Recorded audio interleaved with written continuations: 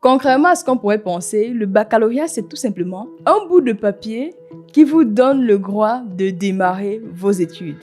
Je reprends. Si vous avez obtenu le baccalauréat cette année, en fait, vous venez d'obtenir l'autorisation de commencer à étudier. C'est maintenant que les vraies études commencent. Et dans cette vidéo, je vais partager avec vous 10 conseils essentiels que j'aurais aimé avoir lorsque j'ai eu mon baccalauréat en 2012 au Cameroun. Salut, moi c'est Natacha et cette chaîne, on redécouvre le monde de la data. Si vous êtes nouveau ou nouvelle sur la chaîne, n'hésitez pas, il y a 4 actions à faire. Commencez par vous abonner parce que c'est comme ça que la chaîne YouTube aura le plus d'impact. Mettez des likes pour aider d'autres personnes à bien comprendre le monde après le baccalauréat. Commentez, partagez autour de vous et surtout, abonnez-vous à la newsletter pour ne pas manquer le contenu de qualité comme celui-ci que je partage avec vous régulièrement. Vous avez réalisé des actions, alors c'est parti pour les 10 conseils essentiels que j'aurais aimé avoir lorsque j'ai eu mon baccalauréat en 2012. Let's go! Avant de commencer, je tenais à vous féliciter, vous tous et vous toutes qui avez eu le baccalauréat cette année. Franchement, vous pouvez être fiers de vous. Bravo, félicitations. C'est le fruit de vos travaux, de vos efforts et tous les sacrifices que vous avez consentis pour avoir ce diplôme. Donc, félicitations. Célébrez, soyez contents. C'est la première étape, ok? Pour vous qui n'avez pas eu le baccalauréat, j'ai également un message central pour vous. Écoutez-moi bien. Ce n'est pas grave. L'échec fait partie de l'apprentissage. L'échec, c'est une étape pour réussir. C'est même bien que vous ayez connu votre premier échec maintenant. Je vais un peu partager mon expérience pour que vous compreniez un peu ma relation avec l'échec aujourd'hui. Moi, aujourd'hui, un de mes credos, c'est échouer le plus rapidement possible. Échouer le plus possible parce que c'est en échouant qu'on apprend. C'est en échouant qu'on comprend justement comment on réussit. Je partage mon parcours scolaire avec vous. En fait, moi, mon parcours, je le divise en 3 phases. La première phase, c'est Natacha de la maternelle jusqu'au Q-1. J'étais une étudiante brillante, j'avais d'excellentes notes, au point où je n'ai pas fait le Q-2. Donc, j'ai sauté une classe parce que j'avais de très bonnes notes et je suis allée en 6e. Ça, c'est la première phase. Natacha, fille très travailleuse, qui a de très bons résultats scolaires, ok? De la maternelle jusqu'au CM1. Au CM1, je saute le CM2, j'arrive en 6e au collège, ok? Quand j'arrive au collège, je sais pas ce qui se passe, mais là, à ce niveau, je ne travaille plus du tout. Je fais le strict minimum pour réussir. En fait, je révise mes examens la veille. Vraiment, je fais le minimum et à la fin, j'ai toujours 10, 0, 0, à la limite, en fait, de l'échec, vous voyez. Ça, c'était de 6e jusqu'en classe de 3e. J'avais 10, 0, 0, mais j'avais quand même de très bonnes notes en matière scientifique. Raison pour laquelle je suis allée en seconde C, ok? En seconde C, j'arrive au lycée bilingue de Médon. Je continue avec mon même rythme, en fait, le même rythme où je ne travaillais pas, je faisais le minimum pour avoir le 10. Mais sauf que cette fois-ci, les amis, ça n'a pas suffi. Cette fois-ci, en fin d'année, en seconde C2, je n'oublierai jamais cette note que j'ai eue en fin d'année. J'ai obtenu 9,89. Il me manquait 1 en mathématiques, coefficient 6, pour pouvoir réussir. C'est la classe scientifique, la filière scientifique où on apprend les mathématiques, la physique. Donc, il me manquait 1 en mathématiques pour aller en première. Mais cette fois-là, ça n'a pas suffi. J'ai dû redoubler à cause d'1 point. Bien, grâce à 1 point. Je dirais grâce à 1 point aujourd'hui, ok? Mais sauf que pour une femme qui n'avait pas l'habitude d'échouer, qui faisait le minimum pour réussir et qui se croyait déjà arrivée, entre guillemets, c'était assez difficile. J'ai vraiment pleuré. Je ne voulais pas rentrer chez moi ce jour-là. Et j'ai dû reprendre. Et je me rappelle que la rentrée juste après la seconde, c'était vraiment la rentrée la plus horrible de ma vie. Pendant que mes camarades étaient très contentes d'aller en seconde nouvelle classe, moi, littéralement, je pleurais le premier jour. Et pendant toute l'année, je ne parlais pas beaucoup avec des personnes, en fait. J'évitais d'aborder le sujet pendant plusieurs années. Je pense que même jusqu'à même à l'université, je n'osais pas dire que j'ai redoublé la seconde parce que ça me faisait mal, en fait. J'avais honte parce que j'avais échoué. Je voyais échec partout sur mon visage et j'avais tellement honte. Aujourd'hui, je vous parle avec beaucoup de liberté. Je peux vous garantir que pendant plusieurs années, c'était un secret que je cachais parce que j'avais honte d'échouer. Mais sauf que, avec le recul aujourd'hui, je comprends que cet échec m'a permis de réussir. Parce que lorsque j'ai échoué, je me suis dit plus jamais l'échec dans ma vie. J'ai rencontré des personnes très ambitieuses en la deuxième année en seconde qui travaillaient énormément. Et avec ces personnes-là, j'ai repris mes bonnes habitudes de femme qui aime travailler et j'ai travaillé beaucoup plus Et depuis la seconde, je n'ai plus jamais eu de mauvaises notes. Depuis la classe de seconde jusqu'en école d'ingénieur, j'étais toujours parmi les meilleurs de ma formation.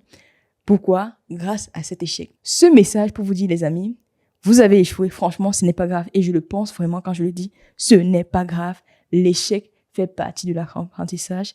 Prenez le temps d'introspection, essayez de comprendre pourquoi vous avez échoué. Et l'année prochaine, redoublez d'efforts, travaillez intelligemment, vous allez réussir. Pour vous qui avez réussi, félicitations. Et voici les 10 conseils que moi, j'aurais aimé avoir lorsque j'ai eu mon baccalauréat en 2012. Premier conseil qui est capital, qui est central, qui est fondamental. Le bac, c'est le diplôme qui vous donne le droit d'étudier.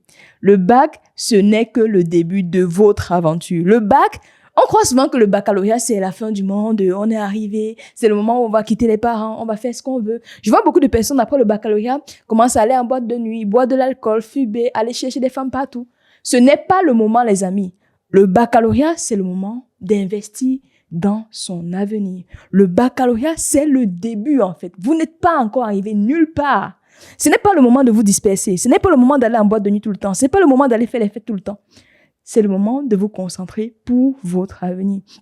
Et je sais que généralement, c'est la phase de la vie où on essaie un peu, au Cameroun, on dit souvent don man ou don gars. En gros, on veut jouer les intéressants pour montrer qu'on n'est pas comme les autres, on n'étudie pas trop.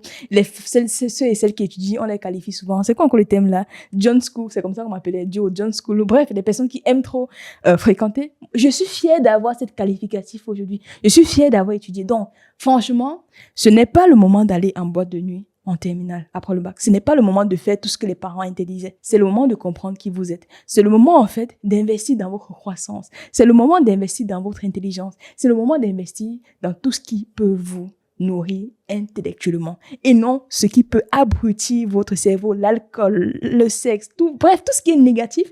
C'est pas le moment. Il y a un temps pour toute chose, ok? Premier conseil, le baccalauréat, ce n'est que le début. Ne vous dispersez pas. Deuxième conseil, ça, c'est également comme capital. Choisissez toujours les meilleures écoles. Je sais que beaucoup de personnes ne seront pas d'accord avec moi sur ce point, mais c'est un fait. Si vous avez, même pas si vous avez la possibilité, donnez-vous la possibilité de toujours intégrer les plus grandes écoles, les écoles les plus renommées, les plus reconnues, les plus qualitatives dans votre domaine. Pourquoi est-ce que je recommande ça? Parce que regardez la société. Nos dirigeants, nos dirigeantes sortent des mêmes écoles. Les chefs d'entreprise sortent des mêmes écoles. Oui, on peut faire le combat. Aussi, je sais que dans d'autres écoles, on peut réussir. Je ne dis pas le contraire. Mais vous, facilitez-vous la vie. Franchement, facilitez-vous la vie. Intégrez les plus grandes écoles.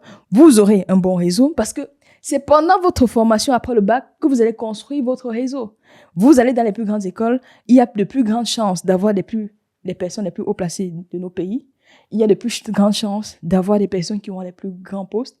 Donc, vous aurez un très bon réseau. Intégrez les plus grandes écoles, quel que soit le pays. Faites des recherches. N'allez pas seulement dans une école comme ça au hasard, sans trop réfléchir. Prenez les écoles qui ont fait leurs preuves. Intégrez les meilleurs. C'est souvent très challengeant, c'est souvent très compétitif. Vous verrez, vous ne serez pas déçus. Vous aurez plus d'opportunités. Vous aurez un bon réseau. Vous aurez plus de facilité plus tard. Donc, étudiez maintenant pour pouvoir intégrer ces écoles-là. Deuxième conseil. Le troisième conseil qui est aussi lié au deuxième, c'est que dans tout ce que vous faites aujourd'hui, soyez les meilleurs, ok? Vraiment, investissez dans votre intellect. Investissez dans votre connaissance. Parce que le meilleur capital, même si vous allez entreprendre, le meilleur capital que vous pouvez avoir, ce sont vos connaissances. Personne ne peut vous les voler. L'argent, ça vient, ça part, mais la connaissance reste. Et c'est après le bac qu'on doit avoir une tête très bien faite. Investissez pour être les meilleurs de votre formation. Quand vous êtes les meilleurs, vous avez plus d'opportunités, vous avez plus de choix. Je sais que c'est souvent difficile de savoir ce qu'on veut faire après le bac. Je ne vous dis pas que vous saurez tout de suite ce que vous voulez faire. Mais même si vous ne savez pas ce que vous voulez faire, commencez d'abord par aller dans les meilleures écoles et avec le temps, vous allez affiner votre projet professionnel. Je partage encore mon expérience. Moi, j'ai fait des grandes écoles. Pourquoi est-ce que j'ai intégré les classes scientifiques de l'école normale supérieure? Tout simplement parce que j'ai eu la mention bien au baccalauréat. 15 de moyenne. Au Cameroun, franchement, 15 de moyenne, c'est énorme. C'est pas tout le monde. Franchement, c'est vraiment énorme d'avoir 15 de moyenne au Cameroun en 2012, à mon époque. J'ai intégré les classes scientifiques parce que j'avais 15 de moyenne au baccalauréat. J'ai pu intégrer l'ICA parce qu'en classe scientifique, je travaillais dur. J'ai fait toutes les épreuves. C'est passé de 1989 en 2012 pour pouvoir intégrer l'ICA. Je bossais tous les jours. Ma priorité, c'était intégrer l'ICA. Et c'était un concours qui était très compétitif. Au Cameroun, il y avait peut-être 400 candidats. Il y a 2 phases. Présélection, sélection. On prend d'abord 100 personnes à la présélection. On prend 15 personnes à la sélection dans tout le Cameroun. Et j'étais parmi ces 15 personnes-là. C'est pour vous dire à quel point il fallait travailler. Pendant l'ICA, il y a 2 écoles, soit l'ENSAE, soit l'ENSAI. Donc, pendant l'ICA, je savais que je voulais intégrer soit l'ENSAE, soit l'ENSAI. J'ai donc bossé dur pour avoir de bonnes notes pour pouvoir intégrer ces écoles. Et à la fin, chaque année, pendant mes 4 années à l'ICA, j'avais toujours plus de 15 de moyenne. Donc, soyez les meilleurs dans tout ce que vous faites. Ce n'est pas seulement la moyenne, ok, l'indicateur qu'on est meilleur. Pour être meilleur, il faut maîtriser son sujet à fond et donnez-vous les moyens de maîtriser vos sujets à fond, ok? Ça, c'est le 3e conseil. Maintenant, le 4e conseil que je vais vous donner, ça aussi, j'aurais aimé l'avoir plus tôt, c'est faites des projets en dehors de l'école. Vous êtes les meilleurs à l'université, vous êtes les meilleurs dans les écoles d'ingénieurs, vous êtes les meilleurs dans votre formation. Mais en parallèle de ça, faites des projets, allez dans des associations.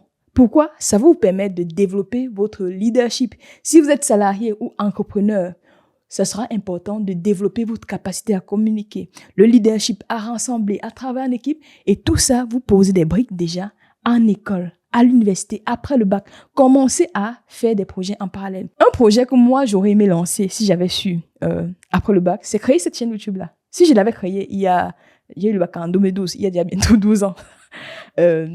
Imaginez à quel niveau je devais être sur ces chaînes. J'allais être à un autre niveau. Donc, profitez de ce moment-là. Créez des chaînes YouTube pour parler de votre aventure. Au lieu d'écouter des trucs bizarres, je vois sur le Cameroun, il y a les zourmiels. Franchement, je sais même pas pourquoi la jeunesse est abrutie avec des conneries.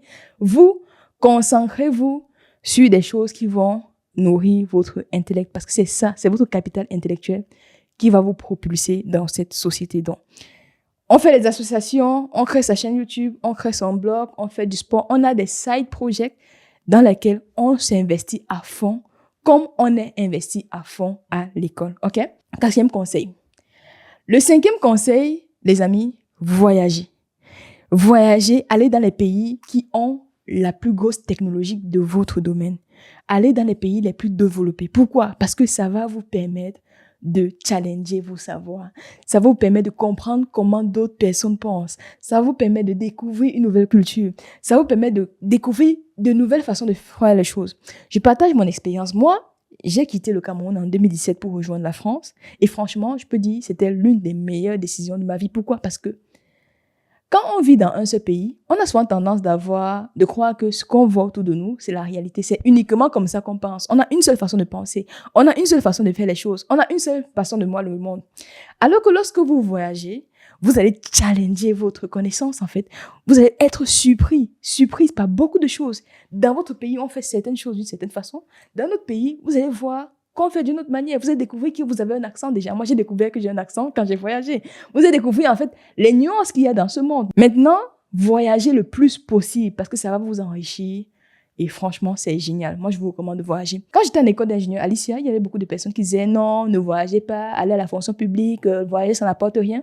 Et franchement, moi, je ne comprenais pas pourquoi ils disaient ça. Et aujourd'hui, j'ai voyagé. Je vous garantis que c'était très bénéfique. Donc, voyagez pour aller dans les pays qui sont les plus avancés dans votre domaine et vous allez ressortir grandi. 6e leçon que j'ai à partager avec vous, apprenez l'anglais. L'anglais doit être votre priorité à partir de maintenant. Vous devez être bilingue. Dans le monde actuel, on n'a pas le choix. La langue, c'est la langue internationale. L'anglais, c'est la langue internationale. C'est le moment d'améliorer votre niveau d'anglais. Je sais qu'au lycée, beaucoup de personnes n'aiment pas trop l'anglais. Les profs d'anglais, le cours d'anglais, c'était souvent le cours le plus ennuyant, entre guillemets, on fuyait l'anglais. Mais je vous garantis que c'était une erreur. Si j'avais su ça, j'allais investir également dans mon anglais dès la classe de terminale, à partir du bac. Maintenant, chaque fois que vous avez la possibilité, apprenez l'anglais parce que ça vous ouvre des portes incroyables. Vous pouvez voyager dans plus de pays, vous pouvez avoir plus d'opportunités. Même si vous restez dans la francophonie, vous pouvez avoir des projets plus intéressants parce que vous maîtrisez l'anglais. Vous pouvez avoir un niveau de rémunération plus élevé parce que vous maîtrisez l'anglais. Je partage mon expérience. Moi, j'ai fait l'ENSAI, qui est une école d'ingénieur en France. Et pour avoir mon diplôme d'ingénieur, il fallait que j'ai ce qu'on appelle le TOEIC niveau B2, le niveau qui me permet de travailler en anglais. Lorsque j'ai rejoint le groupe Société Générale, Pour réussir, il fallait que je fasse un test d'anglais et avoir le niveau B2 à ce test d'anglais.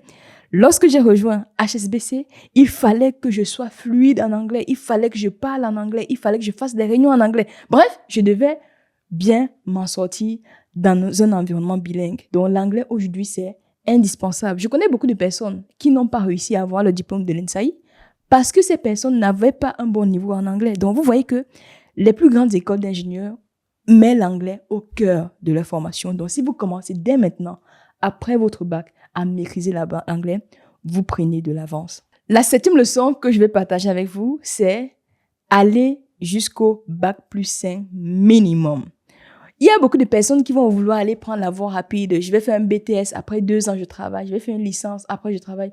Oui, c'est possible de travailler avec ces diplômes-là. Je ne dis pas le contraire. Mais sauf que si vous voulez booster votre travail, votre carrière, vous voulez avoir plus d'opportunités, je vous recommande d'aller minimum jusqu'au bac+5. Beaucoup de personnes au bac+5 aujourd'hui, beaucoup d'opportunités, c'est bac+5. Donc, allez jusqu'au bac+5 minimum. Et pas dans n'importe quel domaine. Choisissez les domaines qui sont porteurs. Moi, je recommande l'intelligence artificielle, bien sûr, parce que je travaille dans le domaine de l'intelligence artificielle. Il y a d'autres domaines qui sont porteurs. Vérifiez bien les débouchés de vos domaines. Vérifiez bien les alumni, les personnes qui ont fait votre domaine. Qu'est-ce qu'elles font aujourd'hui? Regardez les métiers qui ont de l'avenir et investissez votre temps dans ces métiers-là, ok? Bac+5 minimum. La 8e leçon, faites des stages. À partir de maintenant, essayez de faire un stage chaque année. Pourquoi est-ce que je vous recommande les stages? Vous avez été parmi les meilleurs de votre formation, vous avez votre side project, la chaîne YouTube, les associations.